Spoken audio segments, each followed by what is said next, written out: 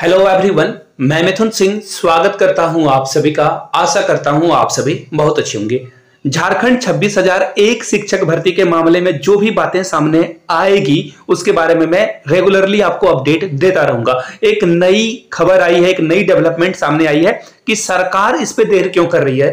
GSSC के द्वारा अभी तक जो है ओपन पोर्टल क्यों नहीं किया गया, रीओपन क्यों नहीं किया गया है, उसके बारे में भी बात करेंगे। सरकार की क्या मजबूरियां रही है कि नोटिफिकेशन निकालने के बाद अभी तक कोई भी अपडेट नहीं दिया गया है कि सीटेट को कब अप्लाई करने का मौका ये देंगे। और जेटेट 2016 वाले के बारे में भी बात करेंगे और सीटेट वाले ने जो काउंटर बैक अटैक किया है उसके बारे में भी बात करेंगे। ईच एंड एवरीथिंग आपको क्रिस्टल क्लियर में जानकारी दूंगा। लेकिन एक छोटा सा ऐड, मुझे नहीं पता आप लोगों को कितने लोगों को याद होगा ये ऐड ना झारखंड 26,001 के लिए जो है मान्य है। अब मैं आपको दिखाता हूं वो ऐड ताकि आप समझ पाओगे।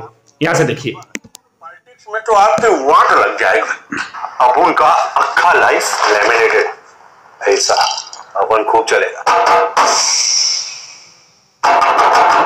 अभी तो और चलेगा, अभी तो और बढ़ेगा, अभी तो और दिखेगा।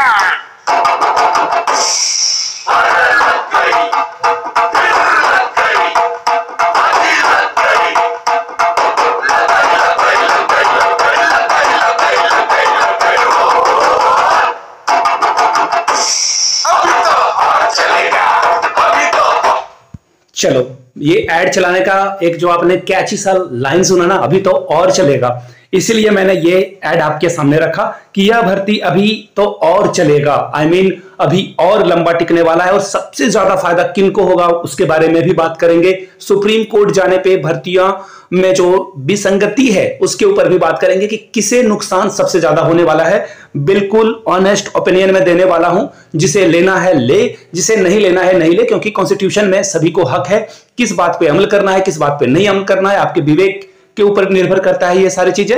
इस बारे में आज मैं इस वीडियो में डेडिकेटेड बताने वाला हूं। न्यूज़पेपर की एक कटिंग भी मेरे सामने है, उसके बारे में भी हम लोग बात करेंगे। और मैं आपको बता दूं, ये जो जेटेट 16 वाले हैं, आपको पता है कि ये सुप्रीम कोर्ट जाने के पक्ष में है। और इन लोगों ने हर जिले से, मैं आपको बता देता हूं, हर जिले से जो है लोगों की कमेटी बना दी है। यानी कि ये क्या करेंगे, हर जिले से कुछ लोगों को इन्होंने जो है अपना पदाधिकारी नियुक्त किया है, उनके मोबाइल नंबर भी जारी किए हैं। यहां से ये चंदा लेंगे एंड आफ्टर सुप्रीम कोर्ट जाएंगे। बिल्कुल इस बात से मैं पूरी तरह से एग्री हूं कि आपके संवैधानिक हक में यह आता है कि आप सुप्रीम कोर्ट जा सकते हैं। लेकिन भैया थोड़ा सा इसमें जो है एक कैच है, उसके बारे में भी बात करेंगे। सबसे पहले देखो, सुप्रीम कोर्ट जाने के बाद नुकसान किसका होने वाला है इसमें, ये मैं आपको क्रिस्टल क्लियर बताता हूं। सुप्रीम कोर्ट में जैसे ही आप जाओगे ना, तो जो एक स्टार वाला मार्क लगा हुआ है ना कि सीटेट भर सकता है, उस फॉर्म में एक स्टार लगा हुआ है कि ओनली जो झारखंड रेसिडेंस है, यानी कि जिसके पास झारखंड का डोमिसाइल है, जो झारखंड के निवासी हैं, वही इस फॉर्म को अप्लाई कर पाएंगे। ये जो स्टार है ना, सुप्रीम कोर्ट क्या लगता है आपको नोटिस नहीं करने वाला है इसे? बिल्कुल करेगा। और वो आपको, मैं आपको बताता हूं कि वो जो है इस पॉइंट को इनवैलिड करार देगा और ओपन फॉर ऑल हो जाएगी ये वैकेंसी। मुझे नहीं पता कितने लोग इस बात से एग्री करेंगे नहीं करेंगे। कोर्ट के पास जाइए, मैं तो कहता हूं कि वरिष्ठ नागरिकों से, जो वरिष्ठ वकील हैं, उनसे जाकर सलाह मशवरा करिए, क्योंकि इस भर्ती से सिर्फ आपकी ही नहीं बहुत सारे लोगों की उम्मीदें बंधी हुई है। और जेटेट 16 वाले का सबसे ज्यादा नुकसान होगा सुप्रीम कोर्ट जाने से। देखिए, मैंने पहले ही कहा कि आपका हक है, आप बिल्कुल जाइए, लेकिन मेरे पॉइंट का जो काउंटर अटैक है वो नीचे कमेंट सेक्शन में ये मत करना कि तुम सीटेट वाले हो, सुप्रीम कोर्ट जाने से रोक रहे हो ताकि तुम्हारा फायदा हो जाए। मैं आपको एक बात पूछता हूं, आप भी भर्ती में शामिल होंगे, अगर सीटेट वाले को भी शामिल किया गया तो दोनों भर्ती में शामिल होंगे। तो ऐसे में जो ज्यादा तेज होगा वो आगे बढ़ेगा, ऑब्वियस ही बात है। तो ऐसे में नुकसान किसका है, किसके साथ फेवर हो रहा है, किसी के साथ फेवर नहीं हो रहा है, इसमें तो बिल्कुल तर्कसंगत बातें हैं। लेकिन सिर्फ ये बात कहकर आप जो है बच नहीं सकते हो कि हमें 8 साल से इंतजार कराया गया। मैं तो पूछता हूं, जिसका बीएड कंप्लीट हो चुका था 16 के लास्ट में, या फिर 17 में, 18 में, 19 में, जिन लोगों ने कंप्लीट करा है, उनकी क्या गलती है? उनको जेटेट से क्यों रखा गया अलग? उनको जेटेट देने का मौका क्यों नहीं दिया गया? तो खैर, इस मामले में बात को पीछे रखते हैं और बात करते हैं कि सुप्रीम कोर्ट में क्या हो सकता है। तो देखिए, सुप्रीम कोर्ट जाने के बाद जो है हो सकता है कि सीटेट पूरे भारत से फॉर्म भरेगा, तो जेटेट भैया आपकी क्या होगी फिर उस समय? आप तो कहीं के नहीं रहोगे। और आपको पता है, नहीं भरोसा है, जाके देख लो कट ऑफ, जाकर पीजीटी यानी कि जो +2 की भर्ती आई है, अभी उसके कट ऑफ को देख लो ना, आसमान छू रहा है ये कट ऑफ, और आपकी हालत तो पिद्दी जैसी हो जाएगी। मुझे पता है आप लोग कितने पढ़ने में जो है सूरबीर हो। मैं बता रहा हूं कि हर जगह पे जो होता है ना, गुदड़ी में लाल छिपे हुए होते हैं। तो 100 में 1 से 2 लोग हैं, मुझे पता है जेटेट में अच्छे क्वालिटी वाले स्टूडेंट हैं, बाकी तो सब गोबर भरा हुआ है ना इसमें जेटेट 16 वाला में। ये तो झंडा उठाकर नेतागिरी करने में आगे है, ये चाह रहे हैं कि मुझे किसी तरह से मुफ्त में, आई मीन लिटरली मुफ्त में जॉब चाहते हैं। लेकिन उसमें भी एक कैच है, मैंने पिछले वीडियो में आप लोगों को बताया है। उस मुफ्त खोरी में क्या प्रॉब्लम है कि जिनका नंबर ज्यादा है, जिन्होंने सीबीएसई से पढ़ाई करी है, उनका सिलेक्शन होगा। तो भैया तुम दूसरे नेता के झंडा में, आई मीन दूसरे के रैली में जाकर वो ट्रैक्टर में बैठ के जा रहे हो, और वही एक समोसा मिल रहा है रैली में, मलाई कौन खा रहा है इसके बारे में कभी सोचा है तुम लोगों ने? नहीं। मैं सिर्फ आपको अपने पॉइंट ऑफ व्यू से जो है वाकिफ करा रहा हूं, मेरा हक है वो, आपका भी हक है। और हक से बात याद आई, यहां से देखो एक हक, गुरु नानक देव जी का एक कोट है, कभी भी किसी का हक नहीं छीनना चाहिए। तो आप सीटेट वाले का हक छीन रहे हो जो झारखंड के निवासी हैं, वो तो छीनने हम लोग देंगे नहीं। और इसी हक के तहत देखिए, यहां से मैं आप लोगों को बता देता हूं, मैं चंदा नहीं लूंगा, मुझे 1 रुपए की भी जरूरत नहीं है आप लोगों से। यहां से देख लो, सुप्रीम कोर्ट अगर जाते हैं जेटेट 16 वाले, तो यहां से देख लो सूरज मंडल, यही वो सितारा है, सूरज की तरह यही वो इंसान चमका है जिसने हम लोगों के हक में हाई कोर्ट में अपील दायर करी, और वहां से हम लोगों के फेवर में डिसीजन आया है। और ये उनका मोबाइल नंबर है। आप जो है सहयोग राशि 400 रुपए, 100 रुपए, 200 रुपए, 500 रुपए, 5 पैसे तो नहीं दे सकते हो, 1 रुपए, जो भी आपकी श्रद्धा भक्ति हो, नए सीटेट वाले आपके हक की लड़ाई के लिए ये बात की जा रही है। आप दे सकते हो चंदा, नहीं दे सकते हो, आपकी मर्जी। आपको लग रहा है कि ये ऑथेंटिक है या नहीं है, आपकी मर्जी।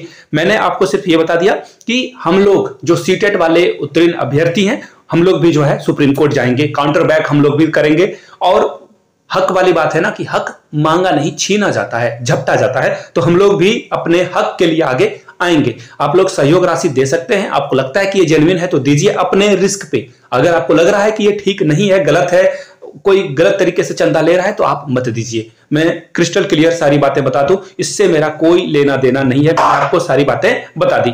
अब देखिए एक और मसला सामने आया। ये तो मैंने आपको जेटेट 16 के सुप्रीम कोर्ट जाने की बात बताई, सीटेट को सुप्रीम कोर्ट काउंटर बैक में ये जाने वाले हैं। लेकिन प्रॉब्लम कहां से आएगी, 1 साल में ये कंप्लीट क्यों नहीं होगा? ऐसा मैंने थंबनेल में क्यों लिख दिया? कैची आपके व्यूज के लिए। हाँ, व्यूज तो मुझे चाहिए डेफिनेटली।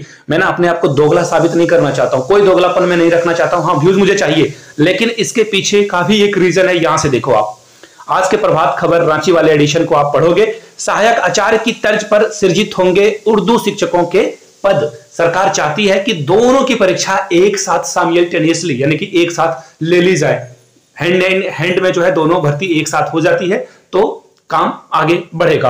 अब देखिए यहां पे उर्दू शिक्षकों की जो भर्ती के लिए पद खाली हैं, वो 4401 पद खाली हैं, लेकिन उसमें से सिर्फ लगभग आप 700 मान लो कि पद भरे गए हैं। तो ऐसे में लगभग 3500 पद जो है यहां से सृजित हैं उर्दू शिक्षकों के लिए।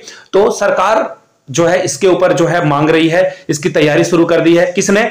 स्कूली साक्षरता विभाग ने, कि इन लोगों के जो रिक्रूटमेंट के पद खाली है उनको कैसे फिल किया जाए, कैसे भरा जाए, उसके बारे में जो ये विभागीय कार्रवाई शुरू हो चुकी है। और इसमें 1 महीने का वक्त लगेगा। सबसे ज्यादा फायदा किसको होगा वो मैं आपको बताता हूं। देखो, जो सीटेट वाले विद्यार्थी हल्ला कर रहे थे ना कि हमें जो है 3 महीने का वक्त दिया जाना चाहिए फॉर्म भरने के बाद, आप लोग ना फटाफट तैयारी में लग जाओ। सबसे ज्यादा नुकसान पीसीएम वाले या फिर जेडबीसी वाले का है, यानी कि जूलॉजी बॉटनी केमिस्ट्री वाले का और फिजिक्स केमिस्ट्री मैथ वाले का। सिलेबस इन लोगों का +2 प्लस ग्रेजुएशन, और कुछ टॉपिक तो पोस्ट ग्रेजुएशन के भी पूछे जाएंगे। और आप एग्जाम दे रहे हो किसका? 6 to 8 का। खैर, सिलेबस के मामले में जो है हम लोग किसी भी तरह की कोई भी जो है आवाज नहीं उठा सकते हैं। अगर कोई उठाना चाहता है तो उठाए, मैं तो कहूंगा ठीक है एग्जाम दे लो। जो सबसे प्रबल होशियार है, चालाक है, पढ़ाई में जो है तीव्र है, तेज है, वही आगे बढ़ेगा। तो फिलहाल सीटेट के सिलेबस, ये जो नई भर्ती परीक्षा है उसके सिलेबस को अगर आप देखोगे तो आपको पता चलेगा कि मैथमेटिक्स में जो है आपको पूरे ग्रेजुएशन को पढ़ना है, जिसमें आपको जो है 11-12 के भी चीजों को देखना पड़ेगा। अदरवाइज आप जो है सिर्फ ग्रेजुएशन को पढ़कर आगे नहीं बढ़ पाओगे। तो बेस 11-12 से बना लीजिए, फिर ग्रेजुएशन के जो टॉपिक्स हैं उन्हें आप कंप्लीट कर लें। आपके पास सुनहरा मौका है। एक वो बोलते हैं ना, मैंने बार बार आप लोगों को एग्जांपल दे रहा हूं, पिछले दिन आप लोगों को बुक नहीं दिखा पाया, यहां से शायद आपको बुक दिख जाएगी। ये बुक का नाम है ईट दैट फ्रॉग, और इसमें एक बात कही गई है कि जो सबसे डिफिकल्ट टास्क है उसे सबसे पहले कर लो, यानी ईट दैट फ्रॉग का यही मतलब हुआ।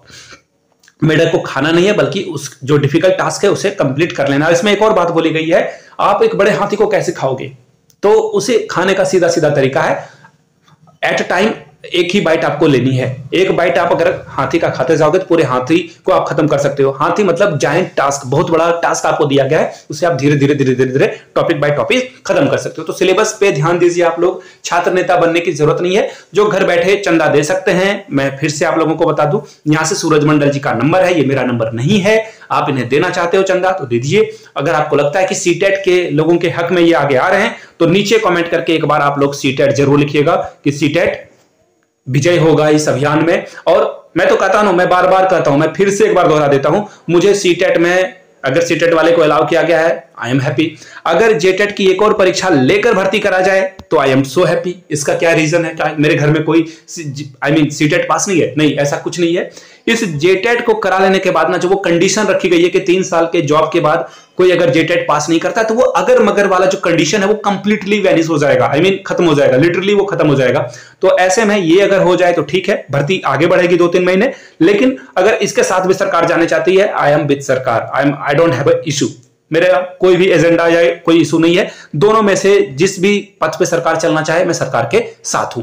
और अगर भर्ती आगे बढ़ेगी ना तो सीटेट अपियरिंग वाले को भी मौका मिल सकता है। तो सीटेट अपियरिंग वाले भी तैयार रहें, पढ़ाई करते रहें। और जिस तरह से ये भर्ती आगे बढ़ रही है, आपका एग्जाम तो डेफिनेटली इसी ड्यूरेशन में हो जाएगा और चीजें आगे बढ़ती रहेगी, तो अपियरिंग वाले झारखंड के विद्यार्थी भी शामिल हो सकते हैं। तो मैंने सारी बातें खोलकर बिल्कुल दिल से दिल की बात करी है। आप लोगों को जैसी लगी, कुछ बुरा लगा तो नीचे कमेंट करके बताइए, अच्छा लगा तो भी कमेंट करके बताइए। और इस वीडियो को प्लीज शेयर जरूर कीजिएगा अपने एजुकेशनल ग्रुप्स में, ताकि उनको भी आइडिया लग पाए कि जो बातें मैंने बताई है उससे आप कितना एग्री करते हो, कितना डिसएग्री करते हो।